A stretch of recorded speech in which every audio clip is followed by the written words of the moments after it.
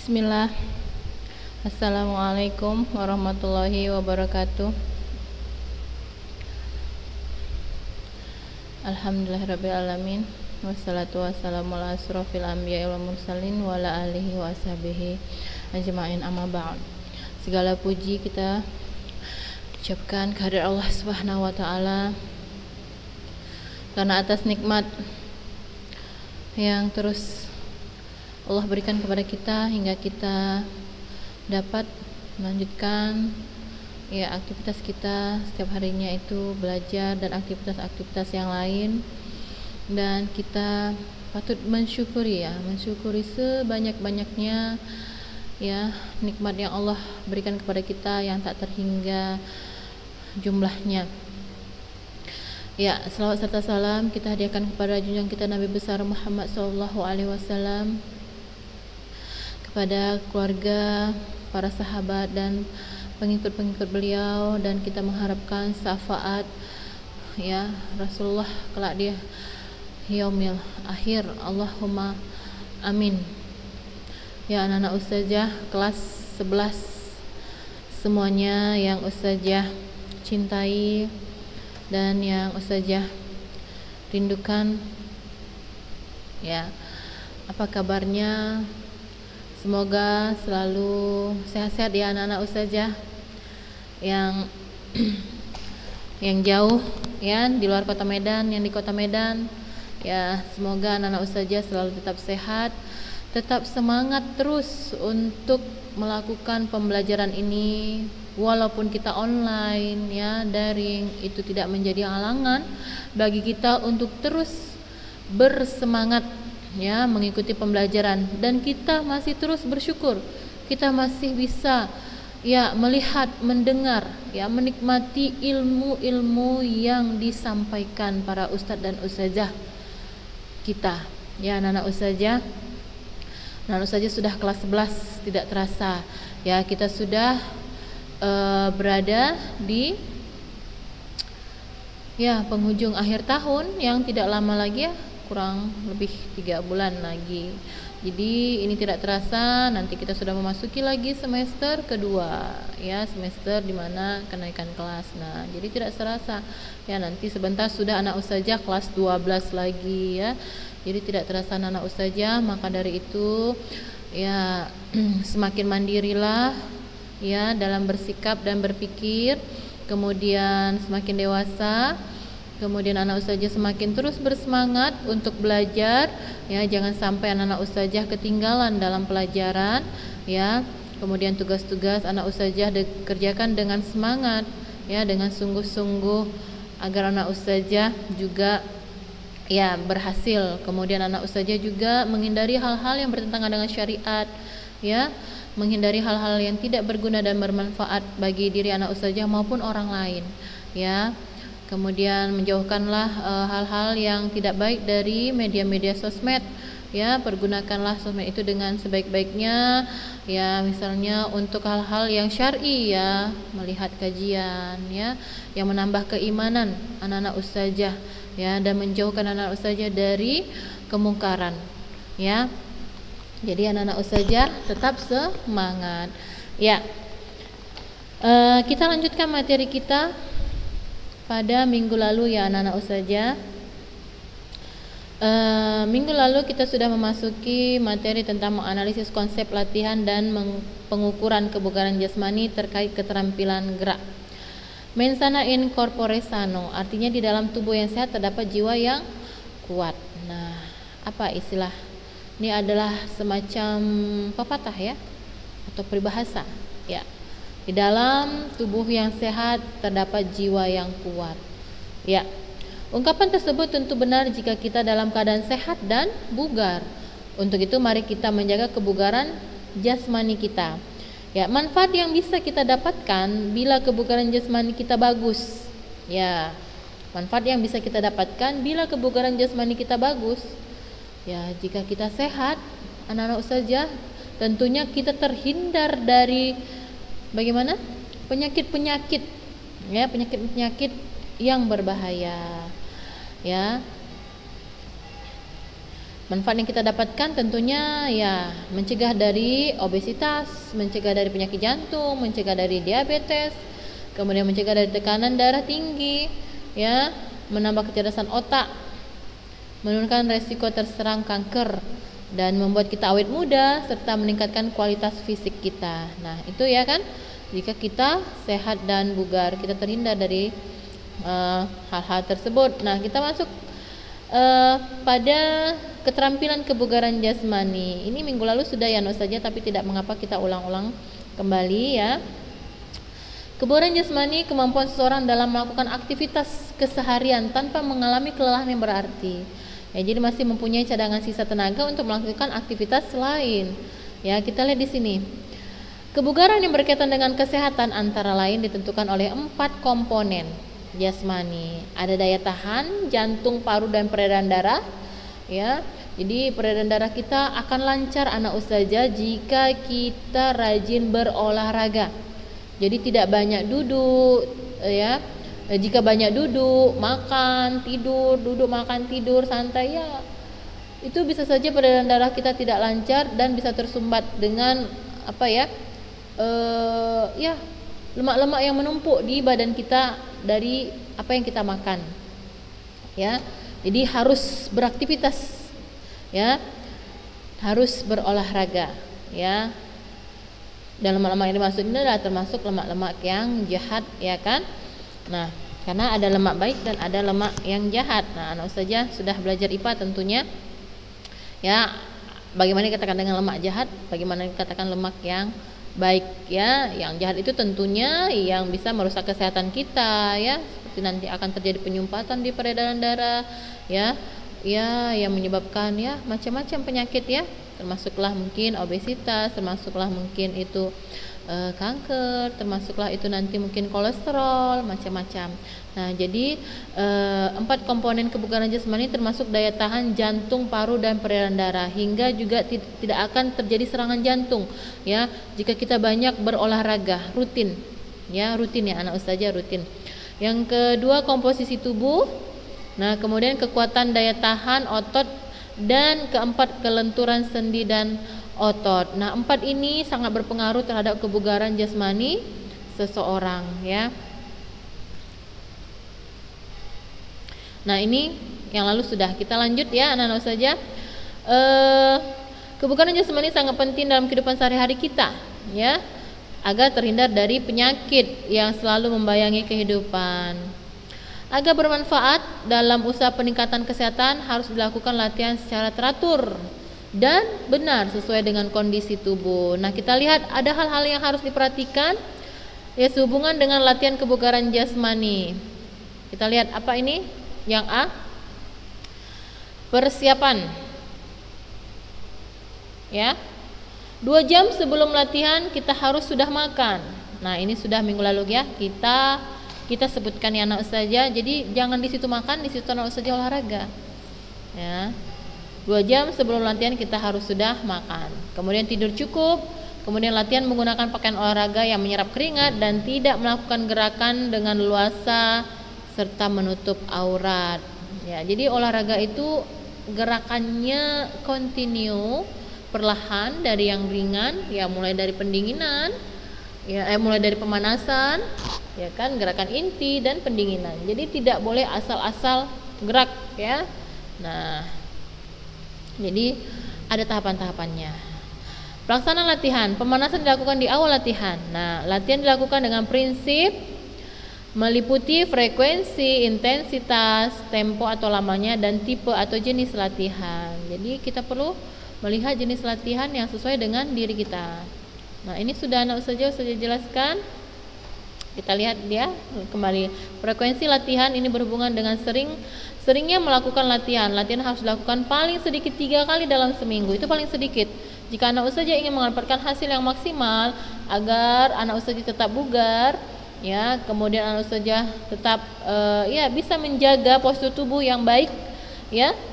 Ya, lakukan olahraga sampai 5 kali dalam 1 minggu, 3 sampai 5 kali untuk mendapatkan hasil yang maksimal, ya. Misalnya Senin, Selasa, Rabu, Jumat, Sabtu, ya. Anak usaha rutin melakukannya sekali berolahraga itu 30 menit, waktu lamanya 20 sampai 30 menit. Nah, intensitas selamanya lihat di sini ya, menunjukkan seberapa banyak latihan yang harus kita lakukan. Misalnya latihan kelenturan dapat dilakukan sebanyak 20 kali hitungan. Ya, selama 2 kali balikan. Ya, 20 kali hitungan. Latihan kelenturan, anak-anak usaha tentu tahu ya apa saja yang harus kita lakukan untuk latihan kelenturan. Contohnya apa? Perenggangan sendi-sendi jari, pergelangan tangan, ya kan? Kemudian meliukkan kepala kita ke kiri ke kanan untuk peregangan sendi otot leher ya, otot leher. Kemudian apalagi pinggang, ya, pinggang juga kita bisa liukkan ke kiri ke kanan, membungkukkan pinggang kita, badan kita ke depan, kemudian ke belakang ya. Nah, itu juga kan bagian dari latihan kelenturan ya. Kemudian lagi apa? Latihan kelenturan sendi lengan ya, lengan dan bahu. Nah, itu juga. Nah, anak usaha tentunya ingat kan, sewaktu kita sebelum melakukan olahraga, kita tentunya melakukan pemanasan dulu ya. Contoh lain adalah seberapa banyak latihan push up yang harus kita lakukan untuk meningkatkan kekuatan otot lengan dan tangan. Nah, anak usaha mungkin bisa ya merasakan ya untuk kekuatan otot lengan kita, seberapa banyak latihan yang perlu kita lakukan. Nah, misalnya tadi setelah latihan pemanasan mulai dari kelenturan ya, peregangan ya untuk melenturkan otot-otot otot-otot maupun sendi-sendi bagian dari tubuh kita, kita kemudian melakukan push up. Ini push up ini latihan inti ya. Ya, misalnya kita cukup misalnya untuk 1 kali 8 ya, 8 kali hitungan misalnya ya. Jika cukup, nah kita mungkin akan mengganti bentuk latihan yang lain dari push up jadi sit up 8 kali hitungan misalnya. Nah, mungkin itu cukup bagi kita. Nah, besok kita ulang lagi olahraga yang sama hingga kita mendapatkan kekuatan otot lengan ya. Ya, jadi otot lengan kita ini terasa ya ringan karena kita rajin berlatih ya untuk kekuatan otot lengan dan tangan. Kemudian tempo lamanya latihan dikatakan bermanfaat untuk kesehatan dan dapat meningkatkan kebugaran jasmani jika dilaksanakan 15 menit hingga 30 menit. Nah, itu dia. Dikatakan bermanfaat anak usaha. Jadi kalau anak usaha cuma latihannya sekitar 10 menit, udah capek, nggak mau lagi latihan. Nah, itu nggak ada manfaatnya ya, kurang manfaatnya. Jadi seperti saya bilang tadi ya, jadi yang perlu diperhatikan, yang perlu diingat untuk melakukan olahraga yang baik dan benar itu waktunya 1 minggu itu ya. Anak usaha ingin mendapatkan hasil yang optimal itu minimal 3, namun maksimal 5 kali dalam 1 minggu. Nah, setiap 5 kali dalam 1 minggu itu sekali melakukan latihan itu sampai 30 menit lamanya ya. Buatlah kita perhitungan 5 menit pemanasan, 20 menit latihan inti misalnya, 5 menit pendinginan. Nah, itu cukup, tapi rutin. Dan itu tidak akan terasa anak usaha, apalagi anak usaha melakukannya misalnya tiap hari Pak, misalnya di waktu pagi setelah misalnya sholat subuh ya. Tergantung anak usaha lapangnya di mana olahraga ini, apakah di pagi hari, apakah di sore hari, apakah di malam hari ya. Nah, ada orang olahraga di siang hari ya, pembakaran lemak katanya, jadi supaya tahan tubuhnya. Nah, itu tergantung kondisi badan kita. Jika kita sanggup ya melakukannya ya tidak masalah. Banyak juga orang yang mampu. Kenapa? Karena dia sudah terbiasa. Jadi olahraga itu butuh continue, terus menerus gitu ya. Apalagi kita ini banyak di rumah itu terkadang ya sudah capek mengerjakan tugas ini, belajar terus, selalu standby di depan HP, laptop. Nah, tentu kita kan merasakan penat. Duduk saja, mendengarkan, menulis. Nah, setelah selesai kita berolahraga. Ya, berolahraga waktunya 30 menit. Nah, di waktu lapang. Olahraga itu tidak harus kan keluar rumah. Ya, berlari tidak harus kan. Nah, jadi manfaatkan tempat yang ada. Manfaatkan tempat yang ada. Manfaatkan gerakan-gerakan yang sederhana, namun terus-menerus, ya. Baik, selanjutnya penutup. Melakukan latihan ringan untuk tujuan relaksasi dan kembalinya otot ke kondisi semula, ya. Nah, inilah dia yang dikatakan dengan pendinginan, ya. Diimbangi dengan pola hidup yang sehat seperti asupan gizi seimbang, pola aktivitas dan istirahat teratur, serta lingkungan yang sehat. Nah, jadi anak ustazah, ini perlu kita perhatikan agar di usia tua pun nanti kita tetap sehat dan bugar karena kita terbiasa berolahraga. Ya, jadi olahraga itu tidak boleh malas. Banyak, apalagi sekarang, ya, orang banyak di rumah itu kadang jenuh. Ya, mereka ya banyak yang melakukan aktivitas olahraga ini seperti berjalan pagi, ya, menghirup udara segar, ya. Kemudian jalan pagi itu bisa menyehatkan jantung dan paru, ya, untuk daya tahan kerja jantung dan paru serta melancarkan peredaran darah. Nah, jadi kita tetap bugar. Tidak pun misalnya jalan pagi harus keluar rumah, kita bisa berjalan mengelilingi halaman yang ada di sekitar rumah kita, ya. Atau kita berlari-lari kecil, lari bolak-balik misalnya, ya. Atau jika rumah kita bertangga, kita bisa lari naik turun tangga. Itu juga bagian dari latihan, ya, olahraga, bagian dari olahraga juga, ya, untuk memacu kerja jantung kita, ya. Kemudian ya refreshing juga, ya, agar kita tidak jenuh dan agar kita tetap bugar, ya. Anak-anak ustazah semuanya, kita lanjutkan. Jadi yang perlu diingat di sini tadi apa? Untuk analisis keterampilan kebugaran jasmani, ya, secara garis besar ada 4 komponen yang perlu diperhatikan terhadap kebugaran jasmani, ya. Nah, kemudian ada hal yang perlu diperhatikan sehubungan dengan latihan kebugaran jasmani. Ada persiapan, pelaksanaan latihan, dan penutup, ya. Persiapan itu bisa kita katakan mulai dari apa tadi? Ya, sebelum melakukan olahraga kita harus, ya, persiapan. Ya, jadi anak saja bisa menyimpulkan persiapannya apa tadi? Ya, olahraga tersebut dilakukan 2 jam setelah makan, ya kan? Kemudian latihan dilakukan dengan pemanasan, latihan inti dengan intensitas waktu yang juga perlu diperhatikan. Kemudian ditutup dengan, ya, latihan relaksasi atau kita katakan bisa jadi latihan ringan berupa pendinginan, ya kan? Nah, kita lanjut, ya, analisis keterampilan gerak kebugaran jasmani terkait keterampilan. Nah, melakukan gerak kebugaran jasmani, bentuk-bentuk latihan kebugaran jasmani yang berhubungan dengan keterampilan antara lain sebagai berikut, ya. Nah, di sini gerak kebugaran jasmani. Tadi gerak kebugaran jasmani itu ada apa? Ada berapa anak saja? Ada 3. Meliputi gerak, ya,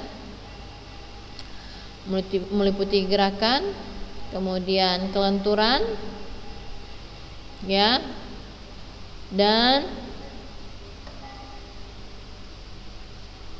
ada yang ingat? Ada 3, ada berapa? Ada 3, ya. Gerak, kemudian kelenturan, satu lagi ustazah lupa, ya. Anak ustazah bisa melihatnya lagi nanti, ya. Nah, jadi kita lihat gerak di sini gerak di sini meliputi kecepatan.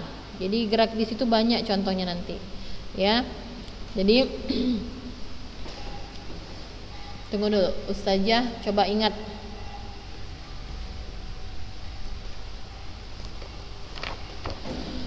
Ya, ada gerak, ada kelenturan,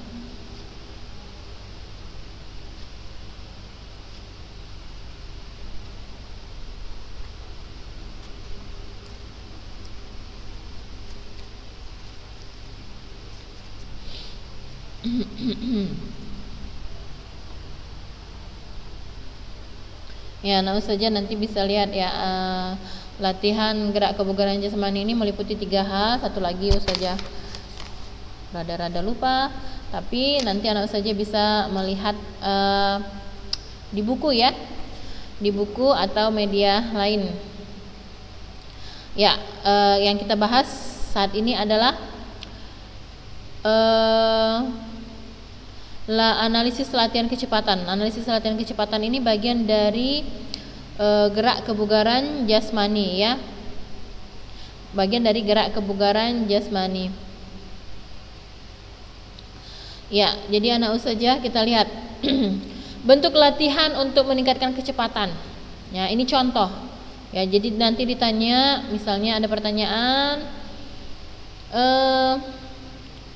aktivitas gerak kebugaran jasmani meliputi apa saja? Misalnya latihan kecepatan, nanti ada latihan kelincahan, latihan kelenturan, latihan daya tahan. Nah, dan contoh-contoh dari bentuk latihan ini apa? Nah, ini dia contohnya, kita lihat. Bentuk latihan untuk meningkatkan kecepatan antara lain lari cepat dengan jarak 40 sampai 60 meter. Ini contohnya ya anak saja untuk latihan kecepatan. Nah, tujuannya apa? Untuk melatih kecepatan gerakan seseorang. Ya. Untuk melatih kecepatan gerakan seseorang. Nah, tadi Ustazah katakan melalui gerak kebugaran jasmani. Nah, nanti di sini akan dijabarkan juga ya. Semoga di sini ada dijabarkan juga, nanti kita lihat selanjutnya ya. Selain gerak ya dari kebugaran jasmani tadi ada kelenturan ya. Dan satu lagi tadi apa? Nah, itu yang mudah-mudahan nanti kita lihat di pembelajaran selanjutnya ini. Ya. Nah, caranya anak ustazah tentunya sudah paham ya untuk lari cepat dengan jarak 40 sampai 60 meter. Namanya lari cepat ya. Nah, start yang digunakan di sini ya, bisa start jongkok, bisa start berdiri ya anak ustazah. Nah, jika yang lalu ustazah suruh ujian prakteknya adalah start jongkok, nah itu tentu dengan lari cepat atau lari sprint yang dilakukan dengan jarak 100 meter ya. 100 meter bisa. Nah, atau dengan jarak 40 sampai 60 meter. Ini latihan ya. Berdiri di belakang garis start dengan sikap badan tegak dan kedua kaki dibuka. Ya. Kedua tangan di samping badan dengan sikap berlari. Nah, bersiap-siap mau berlari. Nah, lari di tempat, makin lama makin cepat sambil mengangkat paha tinggi-tinggi. Nah, paham ini anak ustazah maksudnya? Jadi anak ustazah nanti bisa praktekkan ini ya di rumah. Jadi anak ustazah larinya dengan start berdiri dan larinya dengan mengangkat paha tinggi-tinggi. Jadi sikap badannya tegak, agak sedikit tegak ya. Nah, setelah ada aba-aba fluid, lari secepat-cepatnya menempuh jarak. Nah, jadi kesalahan yang sering terjadi ketika melakukan lari menempuh jarak 60 meter adalah sikap badan kaku, kurang hati-hati, tergesa-gesa, lari tidak dengan kecepatan maksimal, kaki atau badan kurang rileks dan seimbang, dan tidak diikuti gerak lanjut. Nah, jadi ini latihan kecepatan. Bisa juga tidak mengangkat paha tinggi-tinggi anak saja.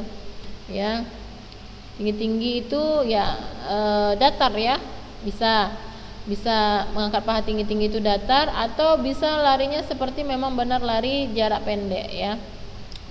Kaki paha melangkah dengan panjang ya, dan ya panjang dan jauh. Nah, bisa seperti itu. Kemudian lari dengan mengubah kecepatan, mulai lambat makin lama makin cepat. Nah, itu juga bisa ya. Lari cepat dengan jarak 40 sampai 60 meter. Yang B-nya lari dengan mengubah kecepatan, mulai lambat makin lama makin cepat.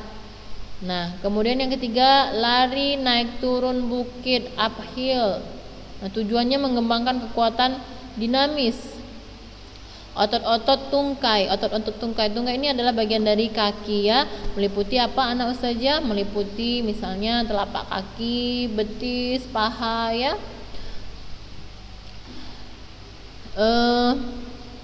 Kemudian dynamic stretch juga bisa dikembangkan dengan lari di air dangkal. Ya, di air dangkal misalnya di mana itu? Di sungai, di kolam renang yang rendah. Pasir misalnya ya, pasir ini kan lentur ya. Kemudian salju atau lapangan yang empuk atau berlumpur. Nah, sanggup tidak kita mengangkat ya otot-otot tungkai kita ini di di tempat-tempat seperti ini, misalnya tadi di kolam renang atau di air sungai, berlari di air. Nah, itu kan bebannya berat itu ya. Air itu bebannya berat, pasir. Nah, sanggup kita tidak mengangkat dan ya mengangkat otot-otot tungkai kita ini ya dalam keadaan berlari.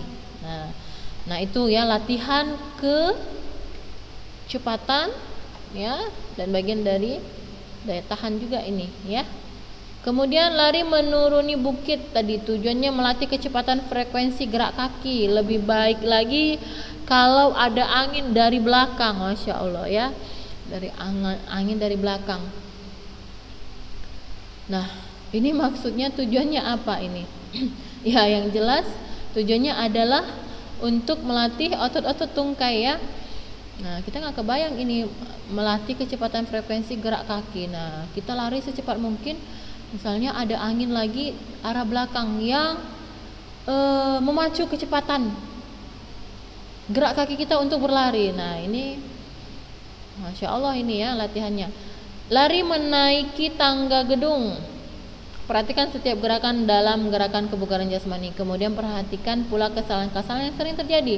Kesalahan yang sering terjadi ketika gerak kebugaran jasmani adalah sikap badan kaku, gerak badan yang tidak sesuai anatomi dan fisiologi, cara ayunan kaki, tangan kaki yang kurang pas, kaki badan kurang rileks dan seimbang, dan tidak diikuti gerak lanjut. Bayangkan dan lakukanlah keterampilan sesuai dengan analisis gerak dan tujuan gerak dari gerak kebugaran jasmani tersebut. Nah, lari menaiki tangga gedung. Nah, ini juga harus butuh pembiasaan ya anak ustazah. Jika tidak terbiasa kita naik turun tangga, itu bagaimana? Otot-otot kita akan terasa pegal ya. Mungkin anak ustazah nanti ya, jika anak ustazah yang memiliki rumahnya ya bertingkat, naik turun tangga itu sudah tidak merasakan kelelahan yang berarti ya. Kenapa? Karena sudah biasa.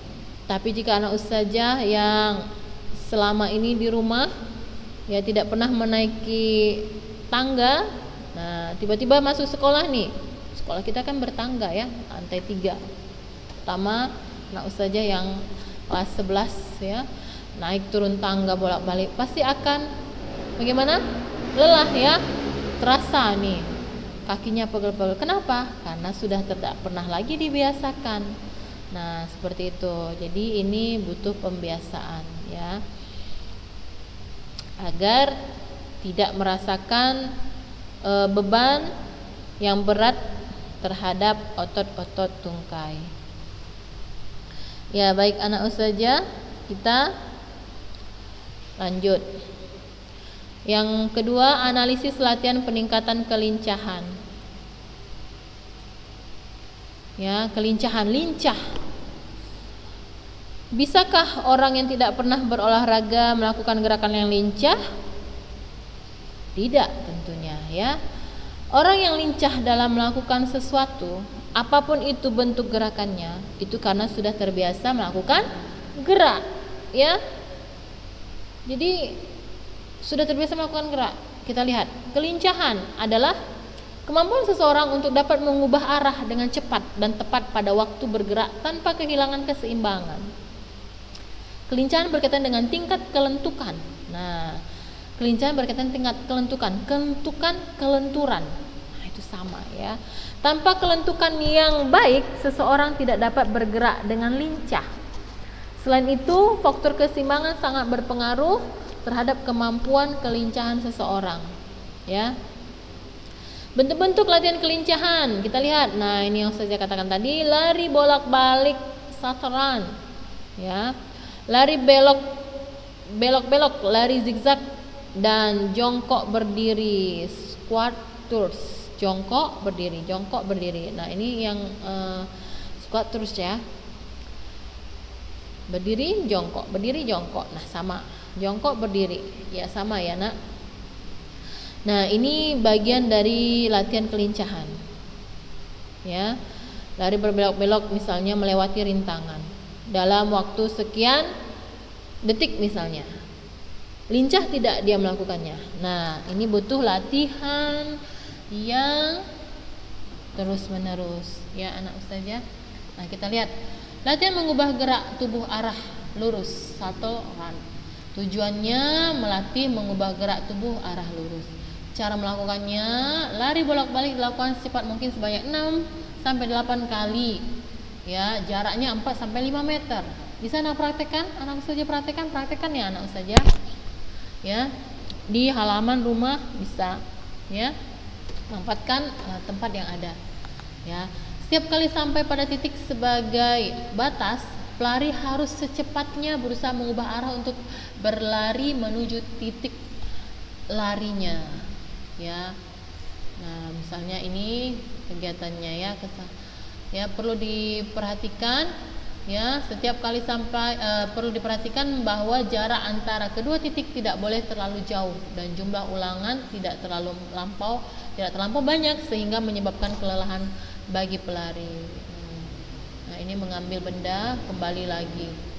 Ya, anak ustazah bisa membaca-bacanya kembali ya. Semoga anak ustazah ya paham ya, insya Allah mudah ya untuk dipahami anak ustazah ya. Jangan lupa meringkaskan materi ini ke buku catatan. Nanti suatu saat ustazah akan minta ya untuk ditunjukkan ke ustazah.